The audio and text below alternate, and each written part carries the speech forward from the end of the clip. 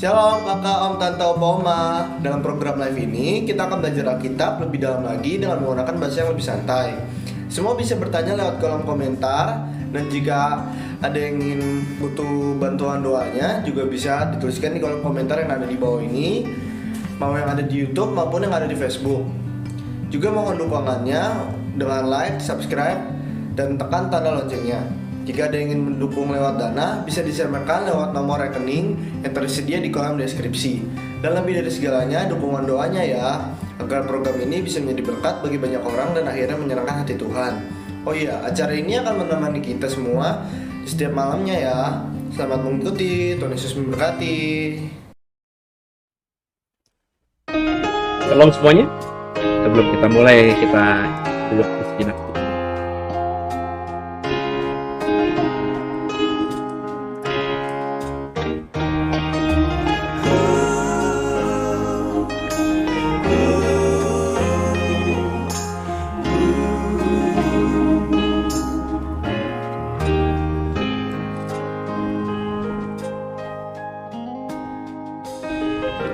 What can I give? What can I bring that would be pleasing to my King? Well, I'll give my heart, not just a part. I'm lifting up my everything. Well, it's all I have to offer, and it's all I have to give. Two hands and one heart, one life to offer you. Two hands and one heart, that's what I give to you.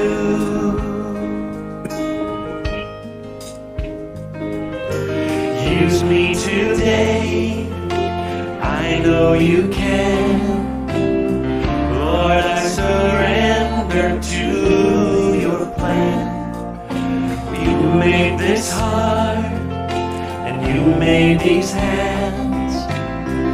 Take me and use me as I am. Well, it's all I have to offer, and it's all I have to give. Two hands and one heart, one life to offer you. Two hands and one heart, that's what I give to you. Little becomes a lot when it's in your hands. Take me and make me more like you. It may not seem like much, but with the master's touch, I know that I'll be more like you. Oh yes, I will. I have two hands and one heart, one life to offer you. Two hands and one heart, that's what I give to. Two hands, I have two hands and one heart, one life to offer you. Two hands and one heart, that's what I give to you. That's what I give to you.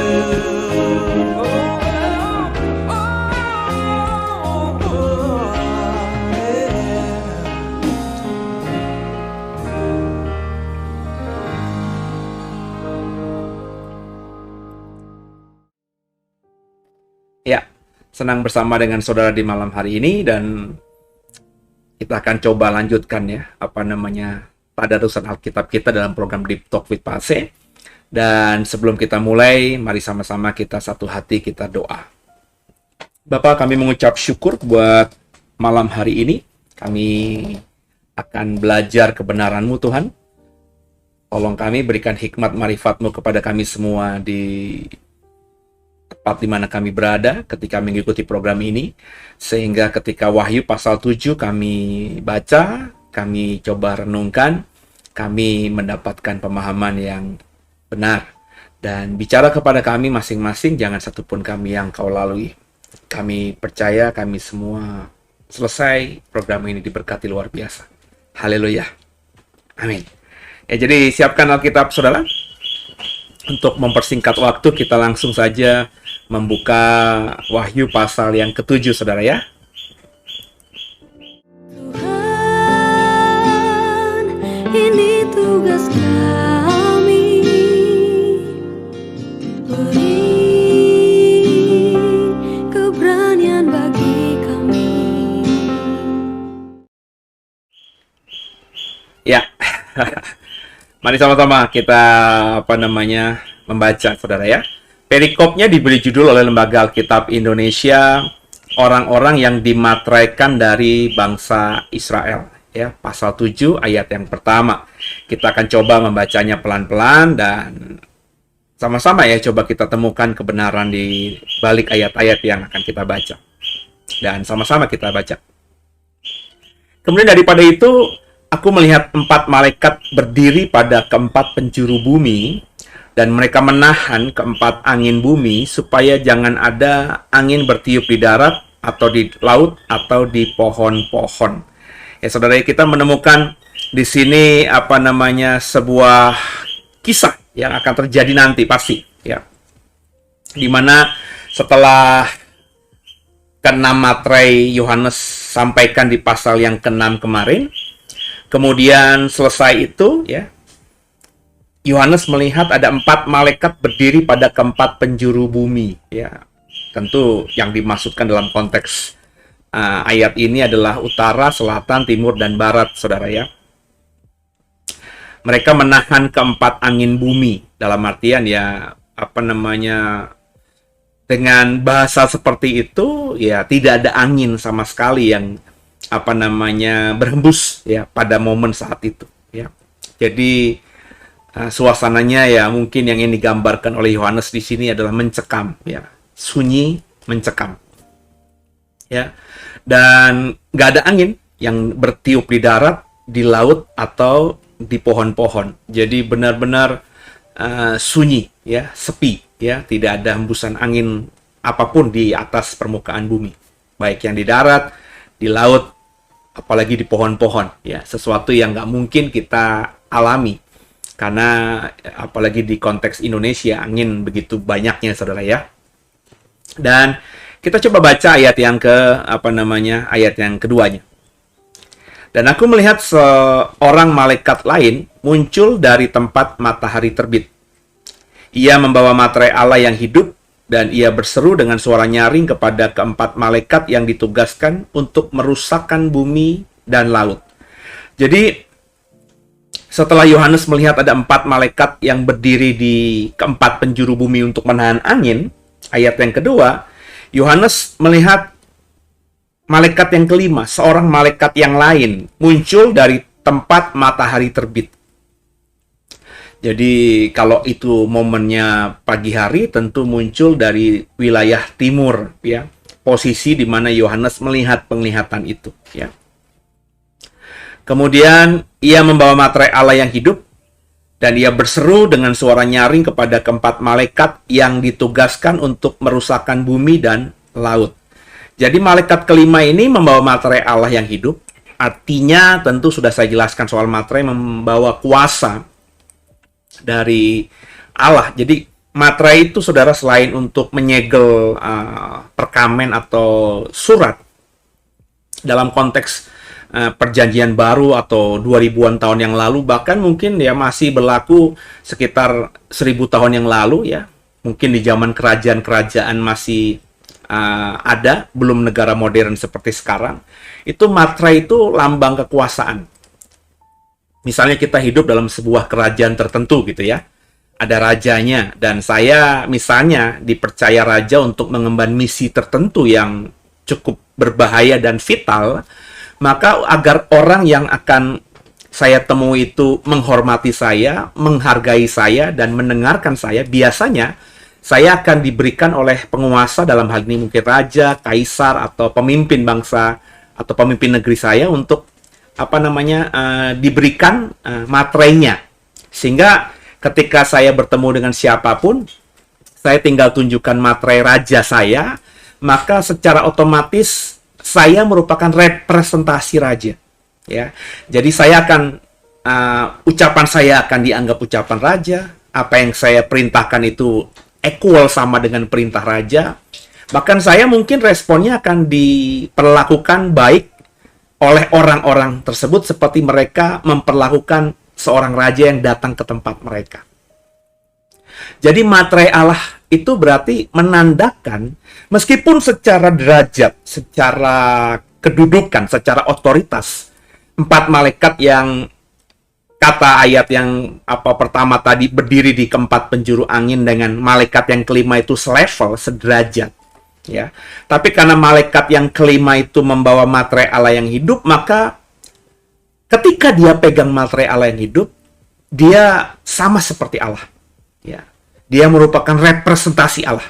Maka bertemu dengan makhluk surgawi lainnya, apalagi yang merupakan sama-sama malaikat, malaikat siapapun harus tunduk sama dia karena dia sedang mengemban misi Allah dengan membawa materai Allah. Nah, saudara, ya. Jadi ini yang sering dalam bahasa khotbah, misalnya banyak pengkhotbah mengatakan kita ini adalah anak Allah. Maka jadilah seorang yang memposisikan dirinya sebagai anak Allah. Jadi jangan takut menghadapi apapun, ya. Hadapi segala sesuatu karena saudara dan saya adalah anak Allah. Ya. Saya dengar dulu ketika saya belum pengkhotbah, hamba-hamba Tuhan yang senior mengatakan hal itu, dan itu saya imani sampai sekarang, saudara. Jadi makanya kalau ketika kita mengimani diri kita adalah anak Allah, jadi apalagi yang harus kita takutkan? Apa yang kita khawatirkan? apa yang kita takutkan di bumi ini? Bukankah kita di bumi ini merepresentasikan Allah karena kita adalah anaknya, biji matanya, ya, anak yang dikasihinya. Jadi apa namanya, kita harus memahami ini dulu, saudara. Ya. Itu kenapa ketika malaikat yang kelima itu berseru, ya, dengan suara nyaring, ya, maka keempat malaikat yang dikatakan di ayat 1 berdiri di keempat penjuru mata angin ini akan mendengarkan dan melakukan apa yang dikatakan oleh malaikat kelima ini. Ya, kita baca ya. Ia berseru dengan suara nyaring kepada keempat malaikat yang ditugaskan untuk merusakkan bumi dan laut. Ya, jadi malaikat yang ditugaskan untuk merusakkan bumi dan laut, ya tentu malaikat yang di ayat pertama tadi, ya, yang sedang menahan angin sehingga tidak ada angin baik di darat, di laut, dan juga di pohon-pohon. Ya, kita lanjutkan ayat 3. Katanya, kata malaikat yang bawa materai Allah ini, janganlah merusakkan bumi atau laut atau pohon-pohon sebelum kami memateraikan hamba-hamba Allah kami pada dahi mereka. Jadi keempat malaikat yang ditugaskan Tuhan untuk berada atau berdiri di keempat penjuru mata angin itu kan ditugaskan dengan tujuan untuk merusakkan bumi. Ya, informasi di ayat kedua demikian. Namun sebelum keempat malaikat itu mengerjakan tugas yang diberikan Tuhan, tiba-tiba datang malaikat kelima dengan materai Allah. Jadi tadi ya, dia merepresentasikan Allah sendiri, Tuhan. Dan dengan perkataan kepada empat malaikat yang akan merusakkan bumi itu, jangan rusakkan bumi dulu sebelum kami atau dia, ya, malaikat kelima ini memateraikan hamba-hamba Allah kami pada dahi mereka. Jadi akan ada penghukuman atas bumi. Tuhan memerintahkan mulai penghukuman atas bumi dengan tanda keempat malaikat tadi diperintahkan untuk merusakkan bumi, laut, dan pohon-pohon, ya, dengan tidak mendatangkan angin sama sekali, ya. Tapi sebelum mereka kerjakan bagian mereka, merusakkan bumi dan seisinya, Tuhan ingin memateraikan hamba-hambanya di dahi mereka dengan materai Allah tentunya, sehingga sama seperti orang Israel yang melaburkan darah anak domba jantan di pintu rumahnya ketika tulah ke-10 Mesir. Tuhan yang melihat tanda itu melewatkan rumah itu dan tidak membunuh anak sulung. Tapi rumah yang tidak ditandai dengan darah anak domba dalam hal ini tentu rumahnya orang-orang yang berkewarganegaraan Mesir. Itu Tuhan masuk dan membunuh semua anak sulung yang ada di rumah itu. Ini sama, saudara. Sama, saudara. Ya.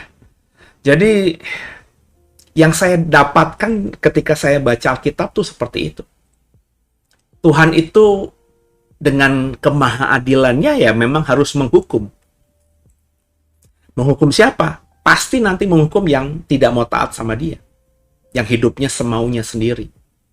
Sebab tidak mungkin dia disebutkan maha adil, menyandang status sebagai maha adil ketika yang jahat di bumi ini tidak alami penghukuman. Ya. Justru karena dia maha adil, maka penghukuman itu pasti, meskipun dia orang yang sangat maha pengasih, maha pengampun, dan maha penyayang, saudara. Ya. Tapi semua itu ada durasi waktunya, ada jangka waktunya. Kapan masa pengampunan itu masih berlaku, masa pertobatan itu masih berlaku, ada waktunya. Makanya ada firman dan juga seringkali saya sampaikan juga dalam ibadah hari Minggu, carilah Tuhan selama ia masih bisa dicari atau ditemui, saudara. Karena ada waktunya nanti. Bapak Ibu ingat kemarin ketika pembukaan materai yang kedua, kuda merah padam, dan orang yang menungganginya diberi kuasa untuk mengambil damai sejahtera, mengambil shalom atas bumi. Jadi, jangan berpikir damai sejahtera atau shalom itu akan berlaku selamanya. Enggak, saudara. Ada jangka waktunya, ada kadaluarsanya. Saya pernah khotbah itu, saudara. Ya. Jadi, ketika sudah waktunya damai sejahtera atau shalom itu atau Roh Kudus itu nggak akan ada lagi di bumi ini, nggak akan bisa menolong kita lagi, nggak akan bisa mengingatkan kita lagi, karena dia sudah diminta oleh Tuhan kembali ke surga. Dan yang saya pahami seperti itu, ketika Tuhan ingin menghukum, maka kemahadilan Tuhan pasti menghukum yang jahat, dan yang baik Tuhan jaga, Tuhan lindungi dengan caranya tadi. Contoh di Mesir seperti itu, dalam akhir zaman juga nanti seperti itu. Tuhan materaikan dulu ya di dahi setiap hamba-hambanya, supaya tidak mengalami apa yang disebut dengan penghakiman Tuhan atas bumi ini. Luar biasa, saudara ya. Jadi saya makanya heran ada orang Kristen yang tidak mau membaca kitab Wahyu dengan alasan ketakutan. Saya heran dengan orang Kristen yang mengaku Kristen tapi hidupnya juga penuh ketakutan. Bahkan belum sampai akhir zaman sudah mengalami ketakutan demi ketakutan di hari-hari ini. Ya. Ketakutan tuh bukan milik kita. Roh ketakutan tuh bukan dari surga, saudara. Ya. Jadi kita dijamin akan terpelihara sempurna, maka bergantunglah penuh sama Tuhan. Peganglah terus tangannya Tuhan. Jangan lepaskan, saudara. Apapun yang terjadi. Karena bersamanya, ya, kita akan bisa melewati segalanya. Lanjut ya, ayat yang keempat. Dan aku mendengar jumlah mereka yang dimateraikan itu 144.000 yang telah dimateraikan dari semua suku keturunan Israel. Ya. Jadi yang dimateraikan itu 144.000 orang dari 12 suku Israel. Ya, ayat 5. Dari suku Yehuda 12.000 yang dimateraikan, dari suku Ruben 12.000, dari suku Gad 12.000, dari suku Asyir 12.000, dari suku Naftali 12.000, dari suku Manasye 12.000, dari suku Simeon 12.000, dari suku Lewi 12.000, dari suku Isakar 12.000, dari suku Zebulon 12.000, dari suku Yusuf 12.000, dan dari suku Benjamin pun 12.000. 12.000 setiap suku dikali 12, tentu jatuhnya totalnya 144.000 orang. Pertanyaannya tentu, lah ini kan orang Israel ya. Di mana orang Kristennya kalau gitu? Kan itu pertanyaan, saudara ya. Di mana orang Kristennya? Jadi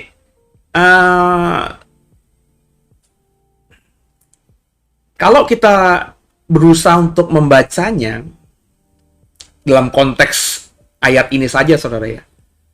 Sebenarnya ini memang yang dikatakan Tuhan tuh nggak pernah ingkar janji. Ketika dia sudah janji, kadung janji sama Abraham, ya, bahwa dia akan memberkati keturunannya, ya, dan perjanjiannya itu tak berkesudahan, maka Tuhan tuh ingat itu. Meskipun kalau kita membaca dalam Alkitab kita, anak domba yang diberikan kunci maut dan kerajaan maut itu, anak domba yang diberikan kuasa sehingga bisa membuka kitab yang ditulis luar dan dalamnya dengan 7 materai itu, tidak disembah, tidak diimani oleh orang Israel modern hari ini sebagai Tuhan mereka. Bahkan kalau kita mundur 2000 tahun yang lalu, orang Israel inilah, 12 suku Yakub inilah yang menghukum, yang menjatuhkan hukuman mati di atas kayu salib kepada Mesias, kepada Yesus Tuhan kita. Tapi meskipun demikian, Yesus nggak simpen sakit hati atau dendam, ya. Dan dia ingat janjinya, ingat janji Allah Bapanya kepada nenek moyang Israel. Dan akhirnya harus tergenapi. Maka di tengah penghukuman itu yang akan dijalankan dan terjadi atas dunia, orang Israel yang tidak percaya kepada Yesus itu akan dipilih, ya, masing-masing suku 12.000.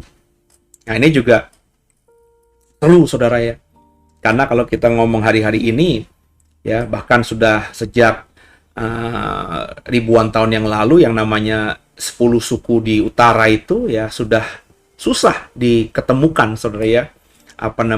keberadaannya. Kan kalau kita mau membaca Alkitab ya, yang namanya bangsa Yahudi itu kan, atau suku atau negara Yahudi itu kan negara yang hanya dari dua suku, yaitu suku Yehuda dan suku Benjamin yang ada di wilayah selatan. Ya. Dua suku itu saja yang merupakan yang mendirikan kerajaan Yahudi. Sedangkan 10 suku saudara mereka itu kan di utara, ya, yang sudah hancur di zaman ribuan tahun yang lalu oleh Asyur, ya. Bahkan sudah di zaman Tuhan Yesus tuh 10 suku itu ya sebenarnya sudah tidak ada. Ada orang Samaria, tapi juga orang Samaria itu sebenarnya bukan orang yang Israel sejati, tapi sudah orang Israel, mungkin punya darah Israel tapi sudah kawin campur gitu, ya, dengan bangsa-bangsa lain. Ketika Asyur merebut Israel, Asyur itu mengirimkan banyak orang-orang, banyak manusia dari negara jajahan lain untuk di-switch gitu. Itu pinternya Asyur begitu saudara ya. Jadi dia misalnya mengalahkan 3 kerajaan A, B, C. Maka rakyat kerajaan A sebagian diambil dipindah ke B, B sebagian rakyatnya diambil dipindah ke C, C diambil sebagian rakyatnya dipindah ke A. Ya, sehingga itu juga melemahkan akhirnya kerajaan-kerajaan yang sudah ditaklukkan oleh Asyur, karena ikatan emosionalnya kan sudah tercampur dengan bangsa lain yang ada tinggal bersama-sama dengan mereka. Ya, David emperanya Asyur begitu kepada Israel. Ya, dihancurkan lah gitu ya, dilemahkan lah ya jati diri bangsa Israel saat itu, karena di tanah Israel sekarang itu pada saat itu didiami oleh banyak orang yang dari negara-negara atau suku-suku yang tidak ada hubungan darah sama mereka ya. Jadi Samaria itu sudah seperti itu. Jadi bukan Israel Samaria itu ya. Sudah kawin campur dengan banyak bangsa lain, meskipun tetap ada darah 10 suku itu ya di Samaria itu, tapi tidak murni lagi. Nah, jadi kalau kita memahami seperti itu yang saya pahami ya, apalagi zaman sekarang 10 suku itu kemana ya. Tapi tadi saudara ya, Tuhan itu kan maha ya, Tuhan tahu lah gitu ya. Isakar itu sekarang di mana saya nggak tahu, Zebulon sekarang itu di mana saya nggak tahu, Simeon nggak tahu, Dan nggak tahu, Asyir nggak tahu.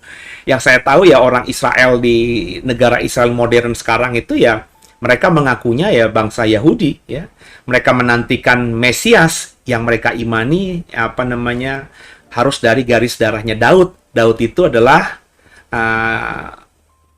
manusia atau orang ya yang lahir dari suku Yehuda. Ya, makanya bangsa Yahudi namanya. Ya. Tapi Tuhan kalau beracara, Tuhan sanggup itu. Ya. Tuhan tahu kok sekarang di mana orang-orang yang punya darah 10 suku itu. Dan di akhir zaman nanti karena janjinya kepada nenek moyang mereka Abraham, Tuhan akan memateraikan mereka. Sehingga apa yang dia sudah janjikan kepada Abraham, Ishak, dan Yakub, dan semua nenek moyangnya Israel, itu tetap ada.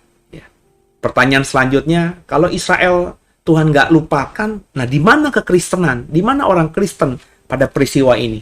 Sebelum orang keempat malaikat itu menghancurkan bumi, ya, daratan, lautan, dan juga pohon-pohonan, di mana orang Kristen?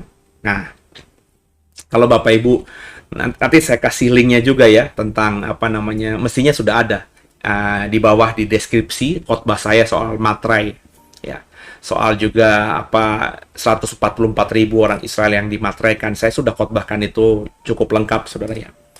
Dan saya menafsirkannya sama, belum berubah, bahwa saya memperkirakan di momen ini, di peristiwa ini, orang Kristen itu sudah mengalami pengangkatan atau yang disebut sering rapture itu ya, dibawa sama Tuhan. Untuk tidak mengalami semua ini. Kapan tepatnya saya nggak tahu ya, saya nggak tahu, tapi saya menduga kalau ukurannya wahyu itu bisa jadi ya di momen maafkan saya, di momen ya materai kedua ketika dibukakan, yakni ketika kuda merah padam dan penunggangnya yang mengambil damai sejahtera itu terjadi. Kita tahu, sudah saya jelaskan kemarin, bahwa salah satu wujud ekspresi damai sejahtera itu kan Roh Kudus. Roh Kuduslah sumber damai sejahtera itu. Ya. Jadi ketika Roh Kudus atau damai sejahtera diambil, maka Roh Kudus pun juga diambil. Nah, ketika Roh Kudus diambil, bagaimana orang Kristen? Ya, tentu bagi saya orang Kristen yang hari-hari ini menjaga imannya, berusaha menyenangkan Tuhan, ya, mendengarkan saran dan masukan Roh Kudus, menyenangkan hati Roh Kudus, ya. Roh Kudus ketika kembali ke surga tentu akan membawa orang-orang seperti ini. Jadi meskipun sangat tidak terlalu kuat, ya. Sekali lagi ini tafsiran, saudara, ya, kan boleh saja dong saya menafsir gitu, ya. Jadi meskipun tidak terlalu kuat, mungkin ya rapture itu terjadi ketika nanti materai kedua dibukakan. Ya. Materai pertama sudah terjadi zaman gereja, sampai hari ini tuh zaman gereja, penunggang kuda putih. Ya. Dan yang menungganginya dikasih panah dan juga dikaruniakan mahkota. Itu saya tafsirkan gereja kita, ya, selalu menang gitu, ya. Mengatasi himpitan tekanan dunia, gereja selalu bertahan dan menang. Semakin dihimpit, semakin melejit gitu, ya. Semakin dihambat, semakin merambat gitu, ya, saudara, ya. Kristen kan begitu. Nah, jadi bisa jadi ketika materai kedua, yakni damai sejahtera diambil, Roh Kudus kembali ke surga, damai sejahtera nggak lagi di bumi, orang Kristen juga mengalami rapture. Karena Roh Kudus adalah sumber damai sejahtera, dan manusia Kristen itu adalah agen-agen pembawa damai sejahtera di bumi ini. Karena Tuhan Yesus kan ketika menampakkan diri kepada murid-murid yang lagi ketakutan dan mengunci kamar dan rumah itu, jendela dan pintunya, kan yang dikatakan Tuhan Yesus pertama kali kan, Shalom bagimu, damai sejahtera bagimu. Jadi damai sejahtera itu bagi orang Kristen, bagi muridnya Tuhan. Jadi ketika damai sejahtera dalam diri kita, kemanapun kita pergi, kita membawa damai sejahtera itu. Makanya saya bilang tadi, kita orang Kristen adalah agen-agen pembawa damai sejahtera. Nangkap ya, saudara, ya? Nah, mungkin di situ, ya, rapture terjadi. Atau rapture terjadi ya di masa tadi, ya, ketika kemarin kita ngebahas di materai ke-6, ya, ada banyak jiwa-jiwa yang di bawah mesbah Tuhan, yang berteriak-teriak gitu, ya, kepada Tuhan. Kapan lagi? Kapan penghakiman atas orang-orang yang sudah menganiaya kami? Terus Tuhan bilang, nanti tunggu genap, tunggu jumlahnya genap gitu, ya. Dan bisa jadi, saudara, yang ada banyak orang di bawah mesbah itu, ya, orang-orang Kristen yang sedang dalam, ya, di posisinya di bawah mesbah itu, ya. Jadi belum sampai ke tempat kekekalannya, ya. Kalau kita ngomong nanti tempat kekekalan kita itu di Yerusalem baru, sebuah kota yang baru yang Tuhan sedang bangun, ya. Dalam Yohanes 14, aku pergi ke rumah Bapa menyiapkan tempat bagimu. Tempat bagimu itulah yang saya tafsirkan Yerusalem baru. Ketika tempat itu sedia, aku akan datang kembali menjemputmu, agar di mana aku berada, kamu pun berada, kata Tuhan. Yerusalem baru itu tempat kita. Wahyu 21-22 nanti jelas mengatakan hal itu. Tapi sabar, jangan ngomong di situ dulu, ya. Masih jauh ini kita masih Wahyu pasal 7. Jadi jangan terlalu overlapping, ya. Nanti kita akan kesulitan malah nanti. Ya, jadi orang Kristen itu bisa jadi kalau tidak di materai kedua ketika kuda merah padam dengan yang menungganginya diberikan karunia kuasa untuk mengambil damai sejahtera, itu terjadi rapture, atau enggak ya di materai ke-6. Ya. Sehingga ketika materai ke-6 itu dikatakan Yohanes, aku melihat banyak jiwa-jiwa di bawah mesbah itu. Nah, itulah orang-orang Kristen yang diangkat, orang-orang Kristen yang sudah mati, kemudian juga dibangkitkan kembali dan ditampung di sorga, ya. Bukan di tempat kekekalannya dia, tapi ditampung di surga, yakni di mesbah, di bawah mesbah. Sampai kapan? Sampai genap jumlah mereka, ya. Baru nanti masing-masing akan masuk ke dalam Yerusalem baru. Itu kalau saya, ya. Saya menafsirkannya kurang lebih di antara materai kedua atau materai keenam. Apakah bisa di momen yang lainnya? Oh, bisa saja, namanya juga saya masih menafsirkan.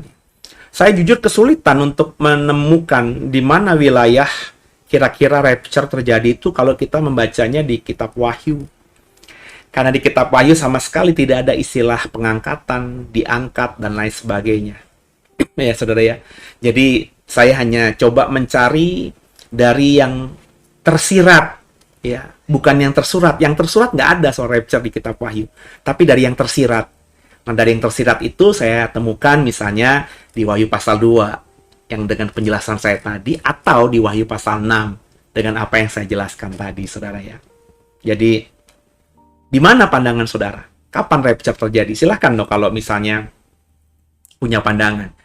Siapa tahu pandangan saudara itu tidak terpikirkan sebelumnya oleh saya, dan akhirnya ketika saudara sampaikan kepada saya coba mendalami, dan akhirnya saya mungkin bisa memaklumkan atau mengikuti jalan pikiran saudara, sehingga nantinya ke depan saya bisa mengatakan di kitab Wahyu kemungkinan rapture itu ada di 3 bagian, kira-kira.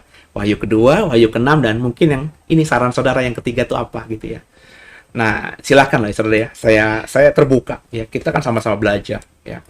Jadi siapa tahu apa yang kau dapatkan itu yang lebih tepat dan tentu memberkati saya gitu ya. Dan kalau saya diberkati oleh apa yang kau pahami, terus saya ajarkan, orang akan banyak diberkati, dan saya dapatnya dari saudara, saudara pasti juga dapat berkat, kan begitu.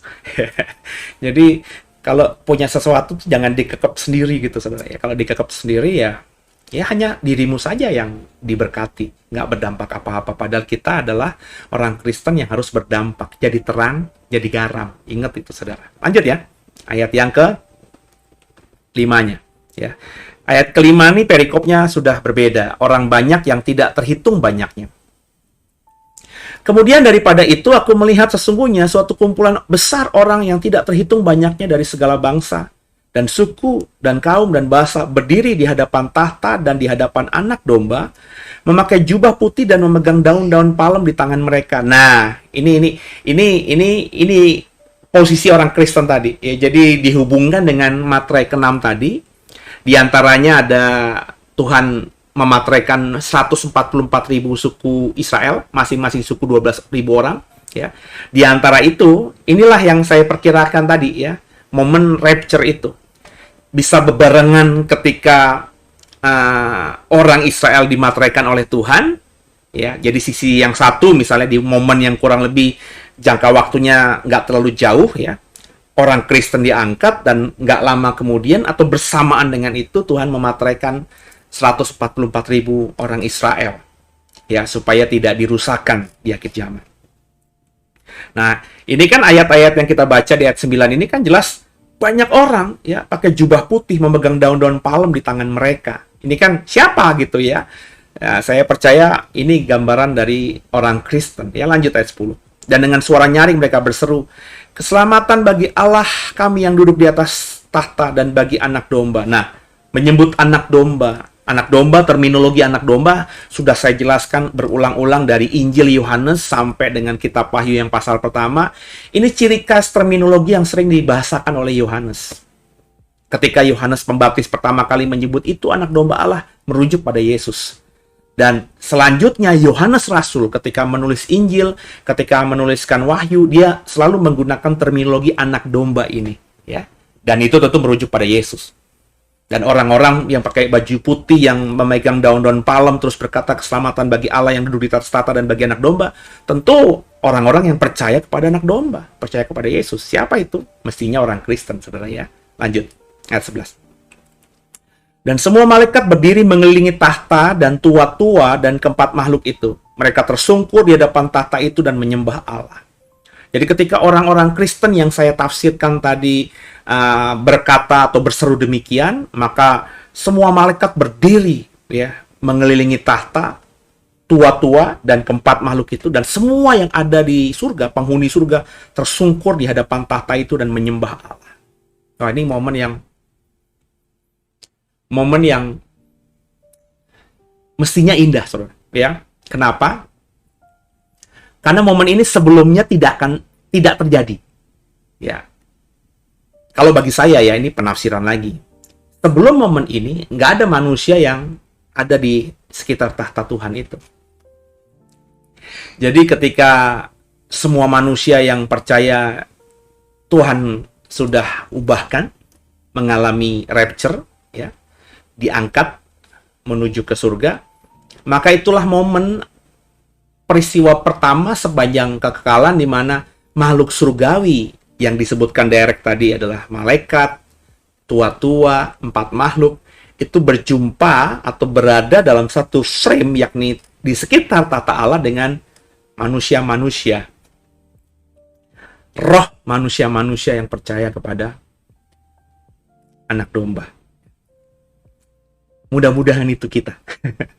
Semoga itu kita, saudara. Ya. Ini belum pernah terjadi sebelumnya dan baru terjadi pada saat itu nanti. Sehingga Bapak Ibu dan saya kalau ada di sana tentu kita akan bisa bersua atau berjumpa dengan para malaikat 24 tua-tua, ya, dan juga keempat makhluk. Jadi kita nggak usah berdebat, kita nggak usah ribut-ribut soal jumlah malaikat, nama-nama malaikat, 24 tua-tua itu siapa, ya. Kemudian juga 4 makhluk itu bentuknya seperti apa. Ada orang gambar satu itu yang benar ngakunya, tapi ada orang lain yang gambarin yang berikutnya ngakunya benar, sehingga gara-gara gambar yang masih fiktif itu, karena kita belum berjumpa dengan muka dengan 4 makhluk itu, kita ribut di dunia ini, ya. Mendingan kalau gitu kayak saya aja gitu ya. Orang kalau ngomongin soal 24 tua-tua itu siapa? Kalau saya kemarin kan, saya mengikuti saja tafsiran yang ada. 24 tua-tua itu perwakilan atau representasi dari 12 suku dan 12 rasul Tuhan. Ya, 24 gitu ya. Apakah itu yang benar? Ya saya nggak tahu ya. Teolog-teolog sebelum saya banyak yang menafsirkan itu, dan itu yang paling masuk akal saya gitu ya. Dan akhirnya ketika saya gumuli, kok saya sejahtera juga. Ya itu yang saya ajarkan. Tapi siapa 24 tua-tua itu? Ya nanti aja udah kita ketemu. Jadi andai kata sekarang ada yang menafsirkan berbeda, saya nggak mau ribut gitu. Ya. Jadi udah nanti aja kita sabar, jaga hidup yang benar gitu ya. Supaya nanti di surga kita bisa lihat siapa sih 24 tua-tua itu. Bentuk 4 makhluk itu seperti apa sih? Malaikat itu seperti siapa sih? Ya, karena kalau kita lihat gambar-gambar, banyak malaikat yang gambarnya perempuan. Ya, tapi kalau kita membaca dalam teks Alkitab kita, ketika malaikat Tuhan itu muncul, baik di PL maupun di Perjanjian Baru, itu selalu menggunakan kata ganti tunggal, ya kalau itu bentuknya datangnya sendiri ya, yang bentuknya maskulin. Jadi pria, laki-laki, bukannya feminin. Ya. Jadi kalau kita ngomongin ya laki-laki, tapi kan malaikat kan tidak berkelamin. Bener nggak saudara ya? Tidak kawin mengawinkan. Jadi ya mestinya ya nggak bukannya laki-laki gitu ya. Nah seperti apa itulah, itu yang penasaran kan? Ya saya jujurnya nggak pernah itu mengkhotbahkan apa gender malaikat itu apa, ngapain gitu ya. Makanya nggak terlalu saya pusingkan gitu ya. Ada orang melukis malaikat itu kayak perempuan, ya biarin aja lah ya. Mungkin maksudnya cantik gitu ya.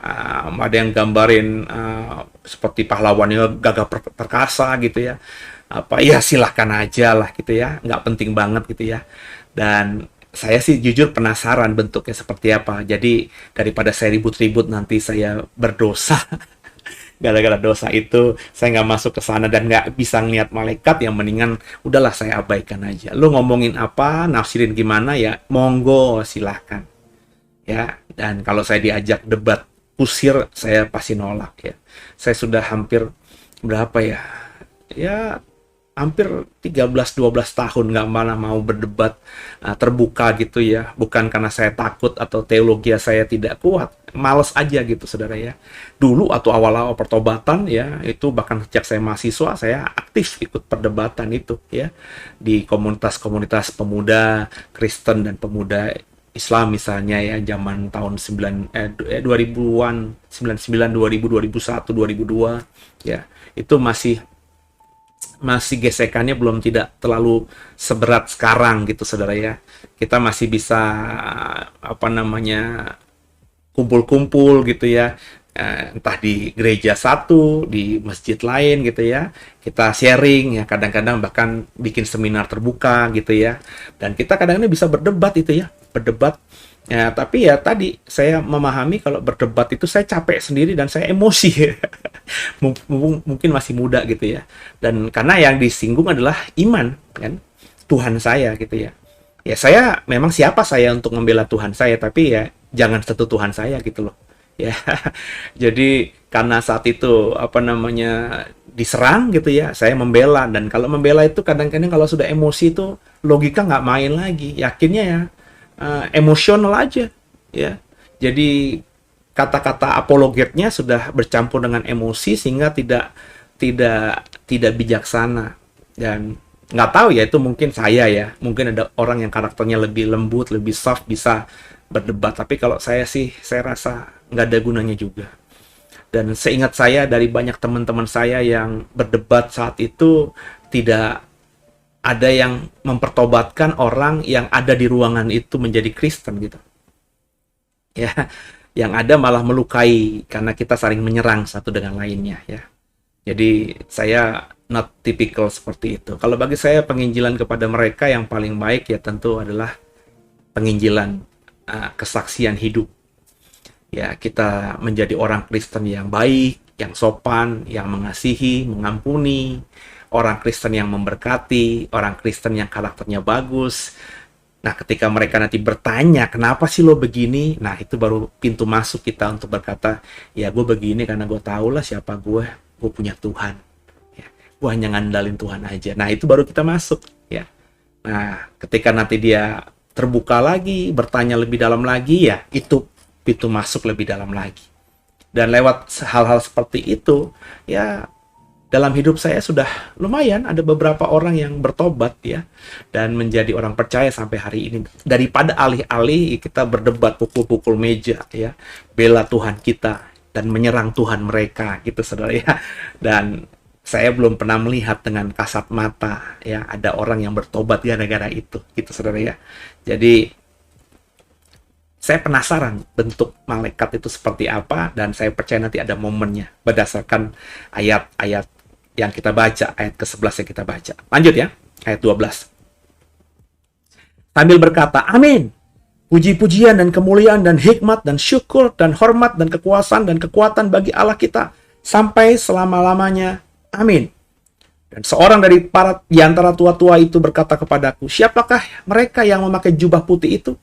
Dan dari manakah mereka datang? Nah, mereka ada 24, satu dari 24 tua-tua itu nanya kepada Yohanes gitu. Siapa yang baju putih itu? Dari mana mereka datang?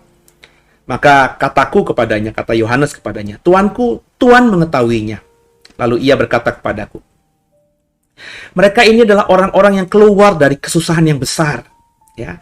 Dan mereka telah mencuci jubah mereka dan membuatnya putih dalam darah anak domba. Jadi orang-orang yang ada di situ adalah orang percaya, ya, yang keluar dari kesusahan yang besar. Karena kita di dunia ini kan peristiwa di surga. Di dunia lagi mengalami kesusahan yang besar. Kenapa? Keempat malaikat tadi sedang dikasih kuasa untuk merusakkan bumi tadi. Dan orang-orang banyak yang kumpul di bawah mesbah, orang-orang banyak yang pakai daun palem dan memuji Tuhan, pakai jubah putih itu. Kata satu dari 24 tua-tua itu adalah orang-orang yang keluar dari kesusahan besar itu. Mereka telah mencuci jubah mereka dan membuatnya putih di dalam darah anak domba. Jadi orang-orang itu orang-orang yang benar-benar beriman penuh kepada Tuhan. Ya. Mencuci jubah mereka dengan darah anak domba. Artinya pegang Tuhan sepenuh hati, bahkan rela mati. Dan bahkan banyak mereka saya percaya menjadi martir hari-hari itu. Mereka tidak kompromi terhadap dunia. Mereka lebih memilih pegang imannya kepada Yesus daripada hidup hidup yang mengikuti atau hidup yang membuahi kedagingan. Hari-hari itu akan hari-hari yang berat. Nanti kita baca lagi ya, apalagi sebelumnya sudah terjadi resesi ekonomi, secupak gandum sedinar, 3 cupak jelai sedinar ya. Ya. Ketika orang saat itu butuh makan, ya ditawari sama penguasa, ya udah kalau mau makan sangkal Tuhanmu. Maka banyak orang yang berlomba-lomba untuk menyangkal Tuhan Yesus sebagai Tuhannya dan menerima sebungkus nasi kotak misalnya. Hanya demi makan, orang akan banyak yang murtad. Sehingga orang-orang yang tidak mau menyangkal imannya secara kehidupan, meskipun mungkin dimateraikan, saudara, tapi mengalami kesusahan. Dimateraikan itu bukan berarti bagi saya ya, saudara ya. Dimateraikan itu bukan berarti binasa kekal. Tapi dimateraikan itu supaya rohnya itu benar-benar tidak hilang. Ya, rohnya itu kembali kepada Bapa. Itu yang saya tafsirkan. Ya, jadi ketika kita dimateraikan itu bukan berarti kita tidak akan mengalami aniaya dunia ini. Mungkin kita akan mengalami aniaya dunia ini, tapi dalam menghadapi aniaya dunia itu, kita tidak terbersit dalam pikiran kita untuk menyangkal Tuhan. Kita akan terus teriak, Yesus tolong, Yesus tolong. Ketika mungkin kita mau dipenggal kepala kita atau ditembak kepala kita dengan pistol, saudara ya, kita tidak ada terbersit sekalipun ketakutan, dan kita terus teriak, Tuhan tolong. Badan kita, raga kita boleh mati, tapi roh kita hidup, saudara. Ada banyak orang yang tidak dimateraikan oleh Tuhan. Ketika di dalam ancaman senjata yang membunuhnya, orang ini bisa menanggalkan idealisme dan imannya hanya untuk selamat. Bagi saya, dimateraikan itu. Ya. Jadi orang yang dimateraikan itu orang yang Tuhan pilih untuk diselamatkan. Hidupnya mengalami zoe, bukan kehidupan di dunia, tapi kehidupan yang kekal, saudara. Ya. Nah, itu kan saya bilang berkali-kali dalam khotbah-khotbah saya, dalam sharing tadarusan kita, bahwa itu nggak bisa, ya, seperti membalikan telapak tangan. Itu harus by proses panjang, pengkondisian diri, di mana kita belajar hari-hari ini untuk mematikan daging, ya, mengalahkan hawa nafsu, berusaha untuk menekan ego, ya, berusaha untuk menyenangkan Tuhan, memberkati banyak orang. Itu kan by proses, saudara. Orang nggak bisa ujuk-ujuk gitu ya, baru dibaptis keluar dari kolam baptisan menjadi orang yang baik. Itu nggak bisa, saudara. Kalau tadinya dia brengsek, ya untuk menjadi baik ya butuh proses panjang. Ya, saya udah banyak, saudara. Apalagi dulu di gereja lama kan, saya tim yang juga ada di kolam baptisan itu, saya banyak menemukan orang ya yang dibaptis, tapi habis keluar baptisan ya nggak lama kemudian hidupnya nggak berubah. Waktu awal-awal aja dapat nama baptis, seneng, aktif di gereja, tapi ketika situasi dunia yang dihadapinya semakin buruk, ya akhirnya mundur. Banyak orang seperti ini, saudara. Belum lama saya dengar ada orang yang dulu beberapa tahun yang lalu itu aktif bersama dengan kita. Sekarang posisinya nggak jauh lagi dari kita, tapi nggak pernah bersama-sama kita lagi. Ya.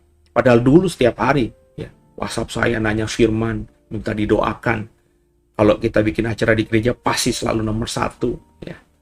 Tapi hari-hari ini, ya, ketemu sama tim gitu ya, ya sudah jauh. Ya. Apakah masih Kristen apa tidak, saya juga nggak tahu, saudara. Karena bukan saya yang menemui di tengah jalan itu. Jadi banyak orang yang menghadapi dunia itu bisa berubah. Kenapa? Karena tadi nggak ada endurance, nggak ada kesungguhan untuk berubah, ketekunan, konsistensi. Itu yang harus dikerjakan. Ya. Saya termasuk orang yang sebenarnya nggak kreatif, saudara. Saya bukan tipikal orang yang apa namanya, ya, punya ide-ide gitu. Saya bukan tipikal seperti itu. Saya awalnya kalau mau jujur di SMA itu saya sudah aktif di OSIS segala macam, saudara. Ya, saya udah pernah bersaksi kan ya. Saya ya paling seneng lah berorganisasi itu ya. Tapi seingat saya ya, saya tuh bukan tipe pemikir atau perencana. Saya lebih suka ngejalanin gitu ya. Udah, lo kasih kerjaan gue apa, tanggung jawab gue apa, gue kerjain dan pasti jadi. Dan memang itu saya. Di gereja lama, gereja zaman saya SMP, gereja Protestan ya, gereja orang tua saya. Boleh cek lah, gereja itu masih ada di komplek rumah ibu saya, masih banyak orang-orang di situ yang kenal sama saya, bahkan teman-teman saya dulu sekolah minggu, sekarang mereka udah jadi majelis semuanya, ada penatua, ada diaken, ya. Jadi saat mereka bahkan di masa mudanya nggak ke gereja, saya sudah ke gereja, saya melayani, saya dikasih tanggung jawab apa aja kerjain, ya. Nah, tapi bukan tipe pemikir. Jadi gue udah dikasih aja job desk gue apa, pekerjaan gue apa, gue kerjain. Tapi ketika akhirnya saya waktu di gereja sebelum Dowe ini dikasih tanggung jawab yang besar pertama kali, yakni jadi pengurus STT. Tiba-tiba saya dikasih tugas tanggung jawab yang berat bagi saya untuk membuat STT, Sekolah Tinggi Teologi ya. Wah, saya baru lulus STH saya nggak punya pengalaman sama sekali, tapi tanggung jawab itu diberikan, mandat itu diberikan. Ya, dengan mandat tadi ya saya melangkah aja. Dan bagi saya ketika ya momen itulah yang membuat saya akhirnya kreatif, saudara. Karena saya nggak mau tanggung jawab yang diberikan kepada saya itu, di mana saya saat itu jadi pemimpinnya, ya di STT itu, saya mempermalukan Tuhan, mempermalukan gembala saya, dan mempermalukan diri saya sendiri dengan kegagalan. Saya nggak mau begitu. Ya. Makanya saya berusaha itu. Ya. Saya masih ingat banget itu. Itu sudah menikah tuh. Boleh tanya istri saya. Saya pulangnya malam. Ya. Saya berangkat pagi, pulang malam, berangkat pagi, pulang malam. Ya. Sepertinya tampaknya nggak ada yang dikerjakan. Karena untuk awal-awal, bulan-bulan awal itu ya saya hanya di kantor aja. Belum ada mahasiswa, sedang lagi menyeting gimana sih bentuknya gitu ya. Saya mikir dan saya ingat banget hari-hari itu saya banyak ngobrol sama Tuhan, curhat gitu ya. Ya intinya, Tuhan gue nih siapa sih gitu, gue nggak punya apa-apa nih, tapi kasih tanggung jawab gede gini gitu. Pertama, gue nggak mau tanggung jawab ini gagal dan memalukan Engkau yang kusembah, memalukan gembala yang mempercayakan pekerjaan atau tanggung jawab ini, dan juga mempermalukan diri sendiri gitu. Ya, maka saya mulai kerja dan mulai mikir gimana supaya bisa jalan, gimana promoinnya, gimana ketika mulai ada yang daftar itu teradministrasi dengan baik. Semua staf saya itu semua orang-orang baru, saudara. Ya, masih ada mereka, boleh dicek ya. Mereka nggak punya pengalaman ngapain gitu ya. Yang dikasih ke saya sebagai sekretaris saya atau bendahara saya aja nantinya itu ya, itu baru pertama kali kerja di situ. Jadi ya butuh guidance, butuh ya punya ilmu ya, ilmu pembukuan tahu dia ya, bikin neraca, balancing itu, akuntansi sederhana tahu dia. Tapi bagaimana cara kerjanya nggak tahu, saudara. Ya saya benar-benar yang direct ini, mikir gitu, nanya sama orang, gimana sih gitu ya, liatin cara manajer. Saya pernah kan ikut seminar, saudara, ya untuk bagaimana bisa menjadi manajer atau pemimpin yang baik itu gimana. Saya ikut seminar-seminar itu hari-hari itu. Karena nggak punya pengalaman. Kalau di dunia sekuler saya pernah, dan bagi saya tanggung jawabnya nggak terlalu besar. Kalau di tanggung jawab di sekuler ya kalau saya salah paling saya dipecat. Tapi kalau dalam konteks ini saya kan pendeta juga. Kalau saya gagal ya nama baik saya tentu akan hancur dan susah untuk membalikkan atau memulihkan nama baik itu. Ya. Jadi saya mau do the best gitu. Nah sejak saat itulah saya mulai kreatif. Ketika uang masuk saya pikir gimana supaya bisa uang ini terkelola. Kebutuhan apapun yang menjadi kebutuhan harian, gimana caranya supaya kita tidak mengandalkan gereja terus, kita bisa mandiri. Saya sampai 2 tahun awal itu ya karena saya nggak lama di situ. Tahun ketiga, tahun keempat saya disingkirkan ketika saya sudah menyetingnya bagus gitu ya, politik lah ya. Ada orang yang kepengen posisi itu dengan banyak cara, dengan cara yang licik gitu ya, tapi nggak lama juga kok ya. Ya saya semua suka-sukanya Tuhan aja ya. Faktanya, tapi ini fakta, boleh dicek saudara ya.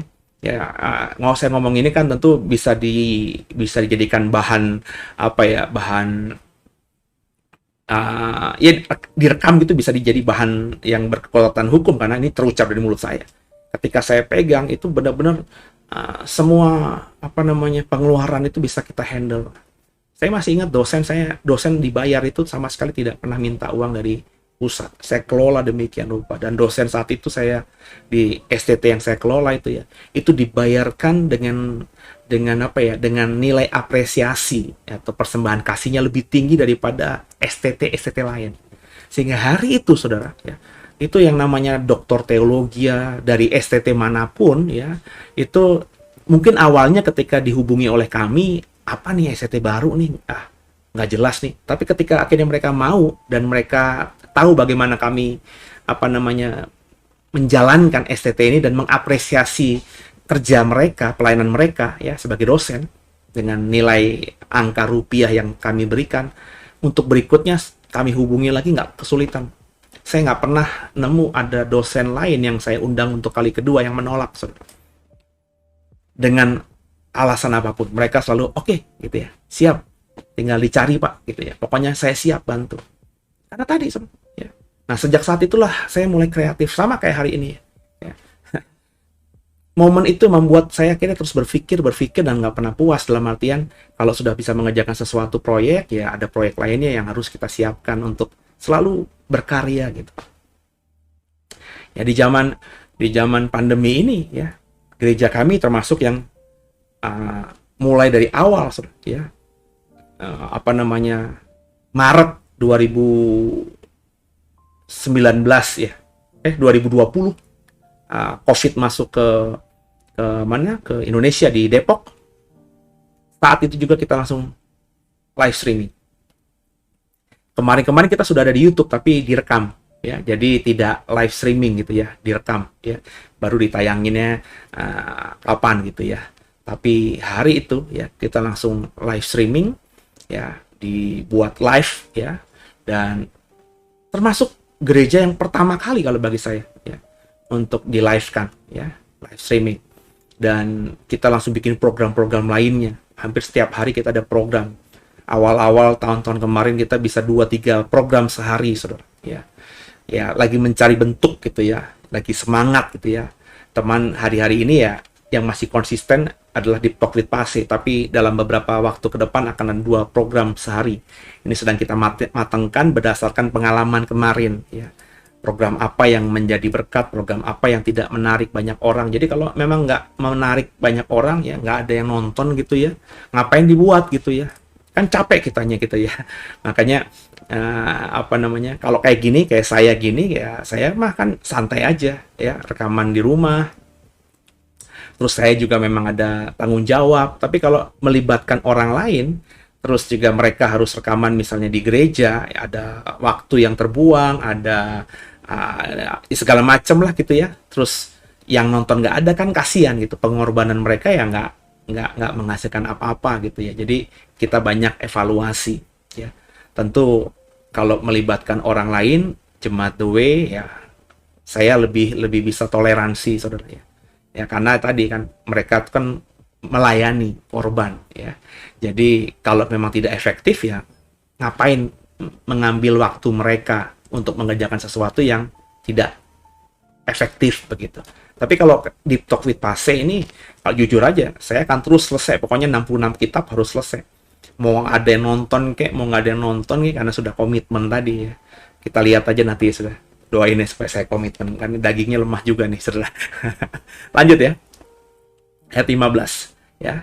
Jadi mereka ini kemungkinan ya tadi saya bilang orang-orang yang mengalami rapture ini ya. Ayat 15. Karena itu mereka berdiri di hadapan tahta Allah dan melayani Dia siang malam di bait sucinya. Dan Ia yang duduk di atas tahta itu akan membentangkan kemahnya di atas mereka. Mereka tidak akan menderita lapar dan dahaga lagi, matahari atau panas terik tidak akan menimpa mereka lagi. Sebab anak domba yang di tengah-tengah tahta itu akan mengembalakan mereka dan akan menuntun mereka ke mata air kehidupan, dan Allah akan menghapus segala air mata mereka. Nah, kekasih Tuhan, inilah yang akan terjadi nanti ya, bahwa kita akan ada di tahta Tuhan, di hadapan tahta Tuhan, berdiri di hadapan tahta Tuhan, bertemu muka dengan muka, terjadi, saudara ya. Dan Alkitab katakan ya, kita akan melayani Tuhan siang dan malam di bait sucinya. Kita adalah imam-imam, ya. Yohanes katakan kita adalah imam-imam. Dan benar nanti kita akan jadi pelayan Tuhan. Nggak ada lagi orang Lewi, saudara, ya. Di surga nanti imam-imam yang melayani Tuhan itu adalah kita, ya. Dan Tuhan akan menjaga kita, membentangkan kemahnya, bahasa ayat 15 tadi, di atas kita. Sehingga ketika kemah ada di atas kita, kalau konteksnya Timur Tengah, karena Yohanes kan sedang ada di Pulau Patmos, pulau karang yang kering, yang panas itu kan, saudara. Tentu ketika dia sedang nuliskan ini, kondisinya ya kita tahulah seperti apa. Mungkin lagi di musim panas lagi, ya. Jadi dia menuliskan ketika kita ada di surga nanti, itu seperti Tuhan membentangkan kemahnya, ya. Jadi kita ada dalam keteduhan, nggak panas, nggak kehujanan, nggak ngalami bahaya angin dan lain sebagainya, bahaya di padang gurun dan lain sebagainya, karena dalam kemah. Dan bukan saja itu, ya, di dalam kemah itu kita nggak akan menderita lapar, nggak akan menderita kehausan lagi, ya. Matahari panas terik tidak akan menghajar kita, ya. Kenapa? Karena anak domba itu ada di tengah-tengah tahta itu mengembalakan kita. Kita ada di padang rumput yang hijau. Dan yang luar biasa di kalimat terakhirnya, kita akan dibawanya ke mata air kehidupan, dan Allah akan menghapus segala air mata dari mata mereka. So, apa yang kita alami di dunia ini, di mana kita mungkin martir nantinya, dibunuh nantinya, menderita nantinya karena iman kita kepada Yesus. Mungkin kita sebelum kita mati martir, ada kita lihat orang tua kita, istri kita, suami kita, anak kita, orang yang kita cintai, saudara kita, rekan sekerja di gereja kita sudah dianiaya, kita hatinya hancur, sedih, air mata kita dalam duka cita karena lihat orang yang kita cintai dibunuh karena imannya. Semua itu akan dihapuskan. Ya. Duka cita berubah menjadi sukacita. Bukan saja itu, kita akan melihat orang yang kita pikir tadinya menderita, sekarang bersama kita di surga. Bertemu lagi dalam reuni akbar. Ya. Semua orang yang mati dalam Tuhan ada di sini. Maka saudara, di dalam Wahyu pasal yang kedua ini, saya mengajak, Wahyu pasal yang ketujuh ini, saya mengajar bahwa kita jangan takut lagi menghadapi apapun. Dan yang terpenting di atas segalanya, kita coba sekarang ini menata diri, ya, mengatur diri, ya, bahasa yang paling pasnya itu mendorong diri kita, mengarahkan diri kita menjadi orang Kristen yang siap, maafkan saya, ya, saya harus ngomong ini, siap menderita bagi Kristus. Ya. Ketika kita siap menderita bagi Yesus, Tuhan pasti akan tolong kita. Nah, cara penolongannya bisa kita tidak menderita lagi, ataupun kita masih menderita tapi kita tidak merasakan penderitaan itu. Karena kita merasa dalam penderitaan kita, Tuhan berjalan bersama kita. Apa yang nanti terjadi atas kita, bentuk penjagaan Tuhan seperti apa atas kita.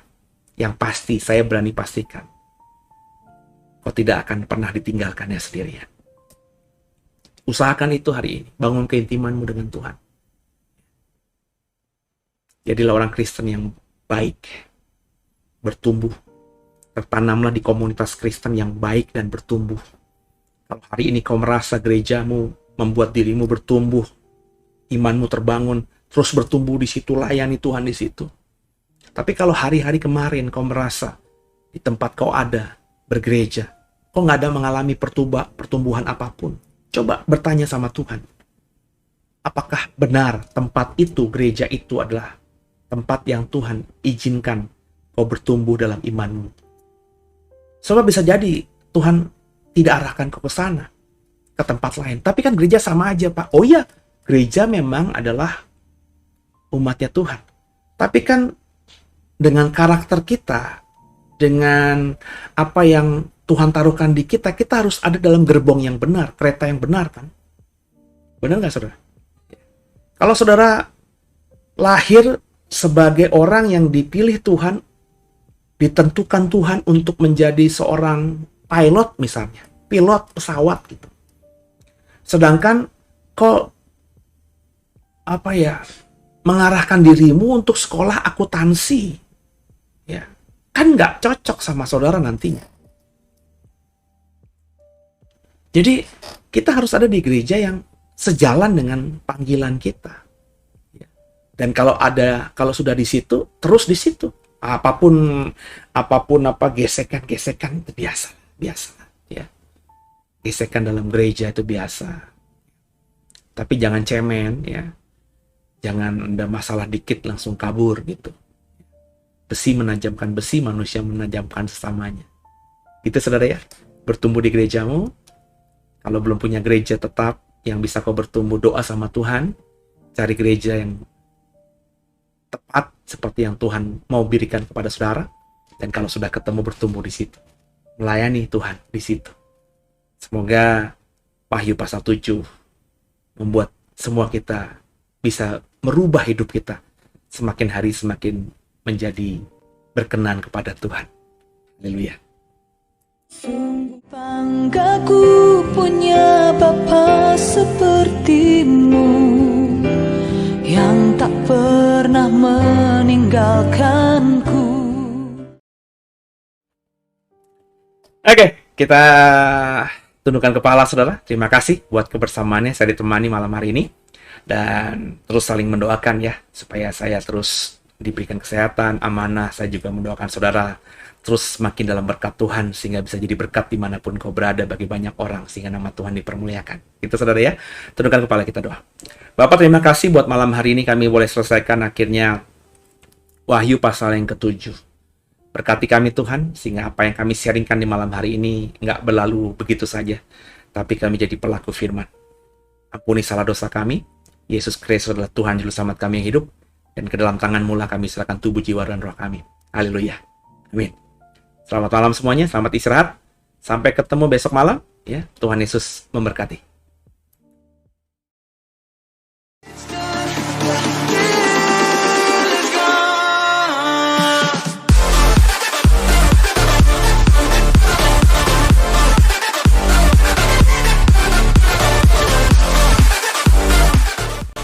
Bapak Ibu yang merasa diberkati dan ingin memberkati kami lebih lewat dana, dapat disalurkan melalui scan barcode berikut ini atau ditransfer melalui rekening yang ada di layar Bapak Ibu Saudara.